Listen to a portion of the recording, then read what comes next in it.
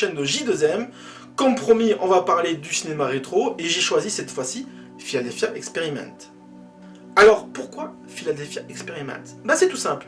Là, j'avoue, c'est un peu de la nostalgie de ma part. Je l'ai découvert lorsque j'avais 14-15 ans, on va dire. Il réunissait toutes les choses que moi j'aimais beaucoup, c'est-à-dire l'histoire d'amour, de l'aventure, de l'action, des effets spéciaux assez incroyables, et bien sûr un thème fédérateur, le voyage dans le temps. Alors, concernant le voyage dans le temps, comme vous le savez peut-être pas, à cette époque, dans les années 80, le voyage dans le temps était un genre très prisé. Donc on avait eu en 79 Nimitz retourne vers l'enfer, avec ce fameux film de SF où un paquebot militaire se retrouve dans une tempête et il se retrouve en 1943. L'année suivante, je crois en 80-81, il y avait eu le fameux Les Guerriers de l'Apocalypse, un film totalement dingue où pareil, on a donc une escouade de l'armée japonaise cette fois-ci qui se retrouve également pris dans une tempête et qui voyage dans le passé au temps des samouraïs. On en parlera peut-être à l'occasion parce que c'est un film également extrêmement important. Sinon, on a eu également Le Motard de Tim Rider, Le Cavalier Solitaire, ou non, Le Cavalier des Temps Futurs, pardon, quelque chose comme ça. Donc pareil, un motard qui se retrouve pris dans un rayon lors d'une course moto et qui se retrouve au temps du Far West. Alors, Philadelphia Experiment a cette petite originalité, ce qui le distinguait à l'époque, c'est qu'en fait, on va procéder de manière inverse, c'est-à-dire que les matelots de 1943 sont également pris dans une tempête, mais là, une tempête un peu particulière, une tempête provoquée par l'homme, et ils se retrouvent projetés en 1984. Et oui, c'est tout simple, et il ne faut pas grand-chose pour se distinguer des concurrents. Bien entendu, il y a d'autres films de SF de voyage dans le temps à l'époque. Bon, il y aura Terminator, il y aura Les Retours vers le futur, il y a d'autres petites productions un peu moins connues, comme Big Loss par exemple, de John Hughes.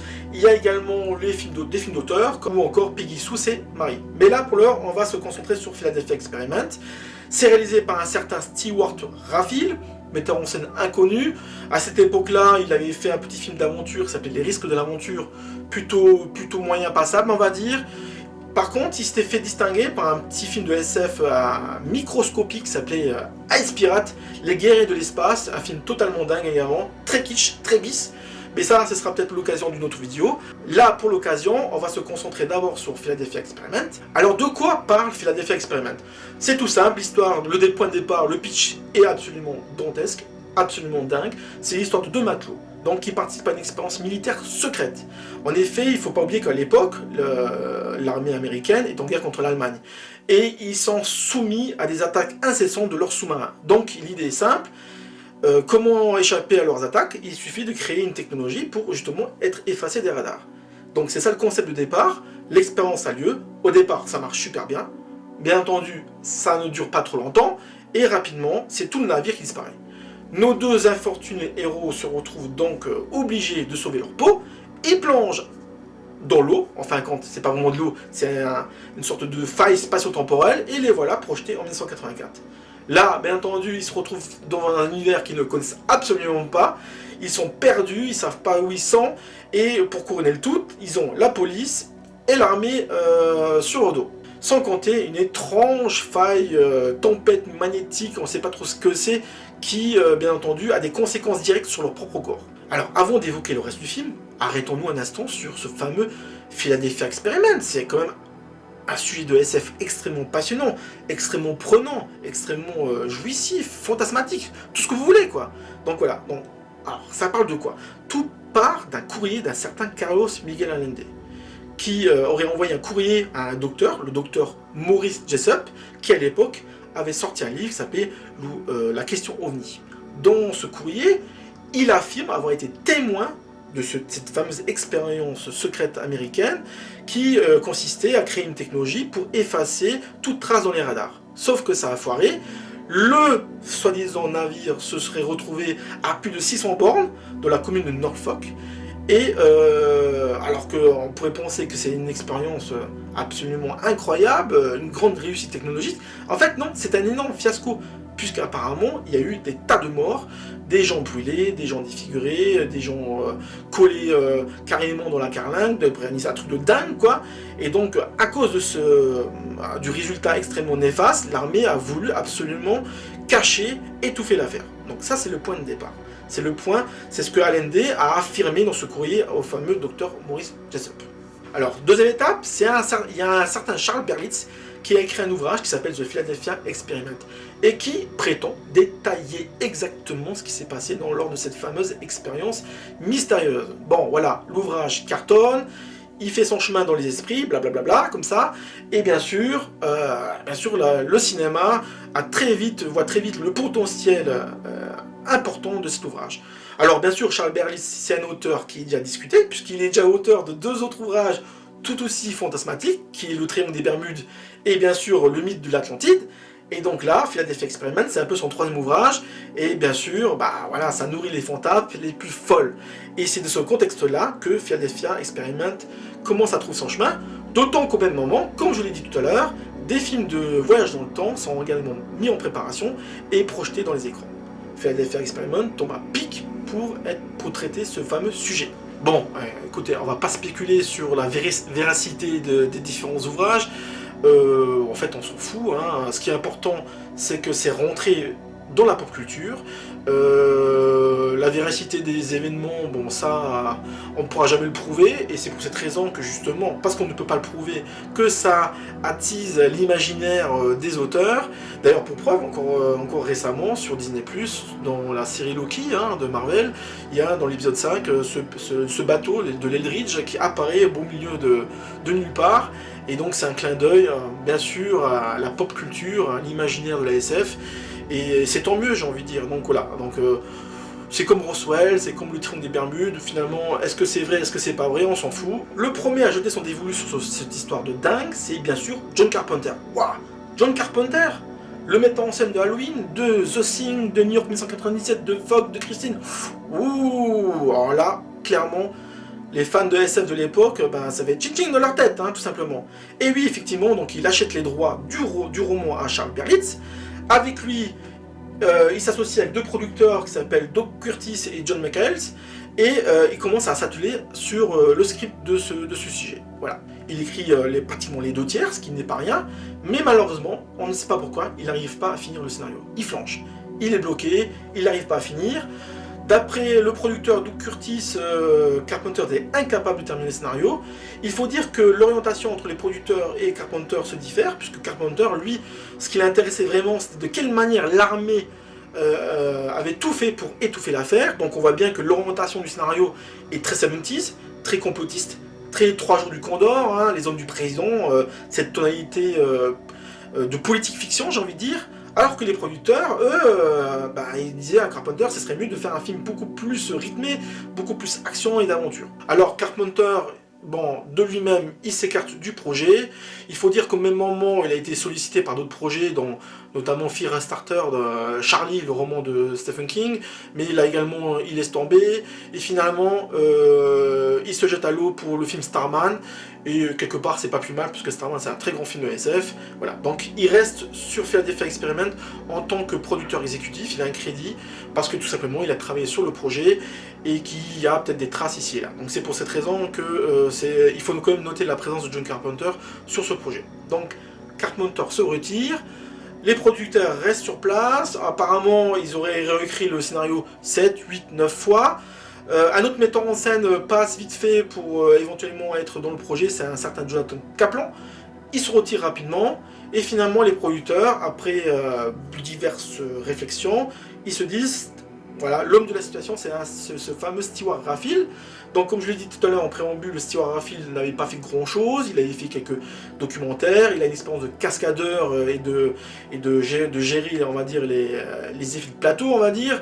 Il avait fait Les Risques de l'aventure, donc, et ce fameux film de SF, ce Ice Pirate, où dedans il y avait également déjà un jeu sur les failles spatio-temporelles. Voilà. Donc, Stewart Raffill est embauché, et avec les 2 producteurs, ils réécrivent l'histoire, gardant plus ou moins la trame de départ, mais orientant le film beaucoup plus vers l'aventure, le suspense et l'action. Alors, pour ceux qui ne savent pas, Philadelphia Experiment, c'est pas une grosse production dans les années 80, c'est une petite production indépendante, et donc, pour un film de voyage dans le temps, on va dire c'est presque un film de système D, d'artisanat, Et donc il y a deux noms qui se détachent au niveau des effets spéciaux, puisque bien entendu, comme vous pouvez en douter, il n'y avait pas les grosses compagnies derrière le film, hein. Il n'y a pas ILM, il n'y a pas la compagnie de George Lucas, il n'y a pas la compagnie de Douglas Trumbull, hein. Il n'y a pas la compagnie de Richard Eldon, donc Boss Film Corporation. Non, non, il n'y a pas tout ça. Il y a simplement deux noms qui se détachent. Deux noms qui ont une certaine expérience dans les effets spéciaux. Le premier, c'est Max Anderson, et le second, c'est Larry Kavanagh. Alors Max Anderson, c'est qui? Bon, il n'est pas très connu. C'est pas un ténor des effets spéciaux visuels, c'est simplement un responsable d'effets spéciaux qui, à l'époque, avait une certaine expérience. Il avait travaillé notamment sur les effets spéciaux visuels de la film de Paul Schrader, également de Au-delà du réel de Ken Russell. On l'a également vu dans Wolfen de Michael Van Leich. Il fera également les effets spéciaux visuels de Orchid, les enfants du maïs. Et donc c'est quelqu'un qui a une certaine expérience et qui donc sur ce type de film va surtout se concentrer sur des effets spéciaux compositing, de maquettes, de rostocopie, des choses comme ça, et ce qui donne à l'écran quelques effets spéciaux visuels extrêmement étonnants, extrêmement incroyables. Notamment donc les deux voyages dans le temps, hein, où on voit les matelots traverser l'espace-temps, donc c'est plutôt saisissant. Et il y en a deux, hein, donc forcément, l'aller et le retour, j'ai envie de dire.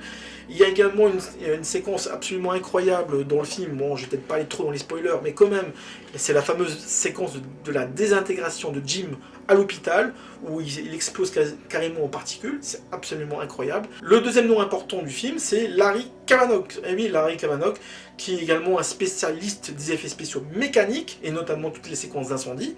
Alors derrière lui, il a beaucoup d'expérience également en matière de pyrotechnie, d'effets de plateau, hein, notamment les tempêtes, des choses comme ça. Il avait travaillé quand même, alors excusez du peu, sur Apocalypse Now, de Francis Ford Coppola, sur un film de guerre Retour vers l'enfer.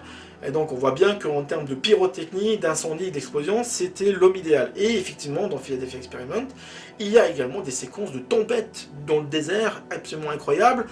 Il y avait également d'énormes souffleries qui soufflaient du vent à plus de 180 km/h, et donc ça donne des effets de tempête extrêmement vivants, extrêmement praticoles, j'ai envie de dire. Et puis, bien sûr, il y a toutes les explosions finales, la séquence finale dantesque, avec d'énormes incendies, des bâtiments qui brûlent, donc c'est vraiment incroyable. Je ne pouvais pas ne pas citer ces deux personnalités qui sont quand même responsables d'une grande qualité, d'une grande partie de la qualité du film. Niveau casting, c'est également du lourd, puisque dans les deux rôles principaux, on retrouvait Nancy Allen, qui était à l'époque l'ex-femme de Brian De Palma, qu'on avait découvert dans plusieurs films de ce metteur en scène à travers Carrie au bal du diable, Pulsion, Bloodhound, tout ça. Et avec ce film-là, Philadelphia Experiment, c'était la première fois qu'elle trouvait un rôle où elle ne jouait pas une sorte de prostituée, donc c'était vraiment important pour elle. On la retrouvera plus tard dans Robocop 1 et 2. Mais pour l'heure, elle propose une interprétation très fine de la jeune femme embarquée malgré elle dans l'aventure. Et elle va vivre une histoire d'amour avec le héros principal. Héros principal qui est interprété par Michael Paré. Alors c'est pareil, ça a été dans les années 80 une sorte d'étoile filante. Il s'était fait connaître avec un petit film qui s'appelait Eddie in the Cruiser. Et grâce à ce film, il a joué coup sur coup en l'année 1984 avec Les Rues de Feu de Walter Hill, Street on Fire et Philadelphia Experiment. Malheureusement, malgré la qualité et l'excellence de ces deux films de divertissement, ça a été deux fours, deux énormes échecs commerciaux, et donc du coup, sa carrière a pris un gros coup sur la tête, et malheureusement pour lui, on ne le retrouvera jamais dans des rôles principaux d'envergure dans des grosses productions.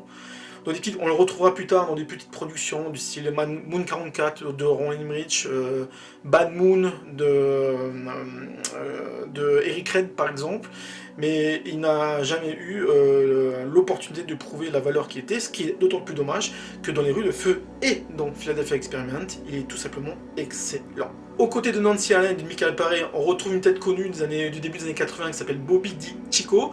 Il avait commencé sa carrière en jouant chez Robert Zemeckis dans Crazy Days. On le retrouve ensuite dans Au-delà de la gloire de Samuel Fuller. Il avait également eu un petit rôle dans le 1941 de Steven Spielberg. Donc c'était un acteur qui montait, mais malheureusement pour lui, l'échec de Philadelphia Experiment, comme pour Michael Paré, a eu une conséquence, et qu'on le verra dans des productions de série B, voire de série Z, à l'image de Supernaturals, qu'il retrouvera en 1986 avec Armand Mastroianni. Donc à noter juste un petit aparté concernant la réception du film en France. Hein. Il a été présenté au Festival du film fantastique d'Avoriaz en 1985. C'était une année charnière parce qu'il y avait énormément de compétitions dans dans cette sélection. Alors il n'a pas eu de prix, hein, Philadelphia Experiment, mais bon, en même temps, lorsqu'on voit le haut niveau de cette édition, il y a de quoi halluciner. Donc je rappelle juste pour mémoire, hein, il y avait Terminator, il y avait Les Griffes de la Nuit, il y avait La Compagnie des Loups, il y avait Electric Dreams de La Belle et l'Ordinateur de Steve Barron, il y avait Element of Crime de Lars von Trier, il y avait également des petites séries B comme Chud, comme Dreamscape, L'aventure au bout du rêve, il y avait énormément de choix, j'ai envie de dire, hein, et donc forcément, face à cette concurrence, Philadelphia Experiment est un peu passé à côté, mais bon, c'est pas grave, hein, du coup, il a été vu, il a été très apprécié. Les principales revues de l'époque nous concernant, donc Mad Movie, Starfix et l'Écran Fantastique, ils ont fait largement des dossiers dessus, hein, donc ils sont très complets, ils existent, c'est assez intéressant de voir leurs critiques de l'époque, en tout cas c'est très positif. Alors ce qui est intéressant avec le film Philadelphia Experiment, c'est que le scénario est absolument imprévisible, et c'est sa grande force, c'est qu'en fait le spectateur a vraiment du mal à deviner jusqu'où les scénaristes, les différents scénaristes qui ont travaillé dans le film, veulent aller. Le film a quelques séquences d'action également très efficaces, hein, où pareil, il n'y a pas forcément une patte esthétique comme on pouvait le voir chez George Miller, chez Steven Spielberg, chez des metteurs en scène comme ça de l'époque. Hein. Non, Stewart Garfield, comme je vous l'ai dit, c'est un peu un ancien, quoi. Donc du coup, ses cadrages sont très simples, très directs. Et mine de rien, ça fonctionne très bien. Hein. Donc je prends juste un exemple, pour pas aller trop loin dans les spoilers, dans la séquence de l'hôpital, lorsque tout d'un coup les soldats se mettent à poursuivre, ça se fait très rapidement, avec des angles des fois très, très bas, des enchaînements de séquences qui est très directs. Le héros il se retrouve en haut sur une sorte d'escalier comme ça. Et l'armée est juste derrière lui, les soldats, quoi. Donc lui, par instinct, il se jette sur les tables, et la caméra anticipe un peu le mouvement, et tout d'un coup on le voit en bas, il fait une sorte de roulade, quoi, sur les gens qui sont sur la table, et c'est super efficace. Elle dure pas trop longtemps la séquence, mais en termes de cadrage, en termes d'intensité au niveau du montage et en termes de suspense, c'est tout simplement parfait, on pouvait pas faire mieux. Plus loin dans le film, il y a également une séquence un peu similaire, où à la suite également des séquences extrêmement fortes au niveau dramatique. On arrive au niveau de l'armée, les poursuites, cette fois-ci c'est en voiture, et toute la poursuite se développe à travers des champs de vignes. Donc il y a une caméra extrêmement mobile au niveau de l'hélicoptère qui fait des rasemotes, et tout d'un coup la scène d'action prend de l'ampleur, et franchement on est projeté, immergé là-dedans, donc forcément c'est vachement impressionnant. Qui dit voyage dans le temps dit forcément paradoxe, et donc bien sûr on a deux personnages qui viennent de 43, ils se retrouvent en 84, et donc du coup forcément le monde de 84 c'est comme si c'était notre planète tout simplement, hein. Et c'est ça qui est vachement intéressant justement, parce que ça crée des décalages.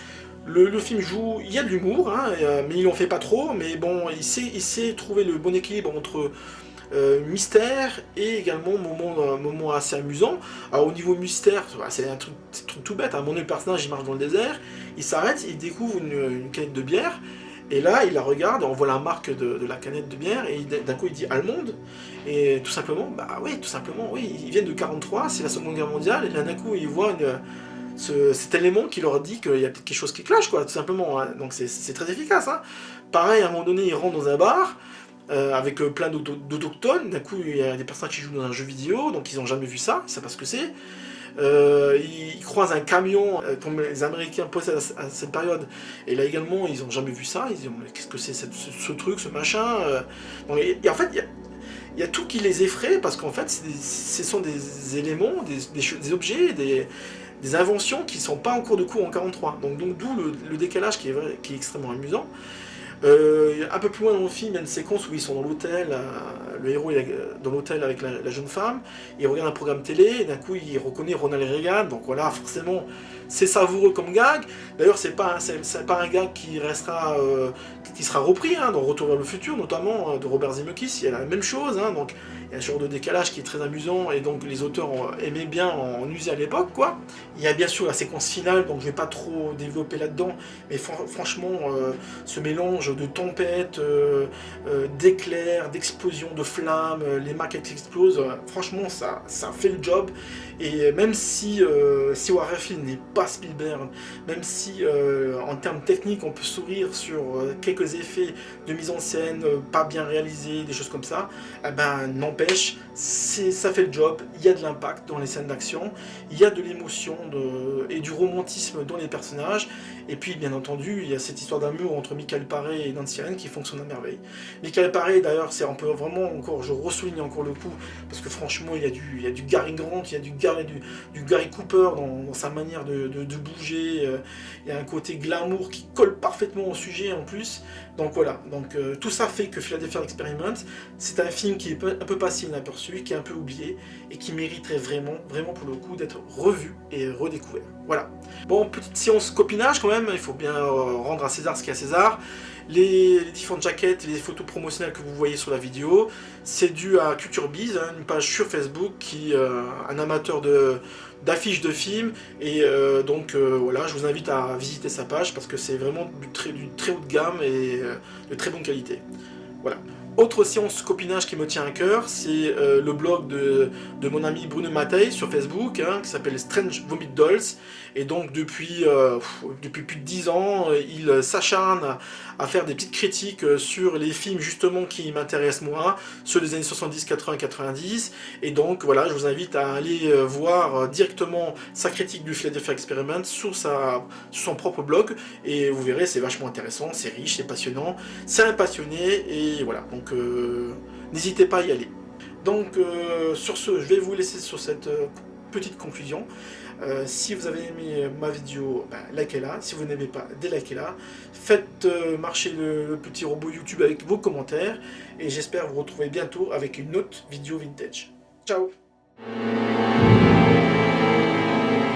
En 1943, la marine américaine entreprenait une série de tests dont le but était de soustraire les navires alliés à la détection des radars ennemis. Le résultat de ces expériences n'a jamais été divulgué. Le dernier essai qui a mis fin au projet est connu sous le nom de Philadelphia Experiment.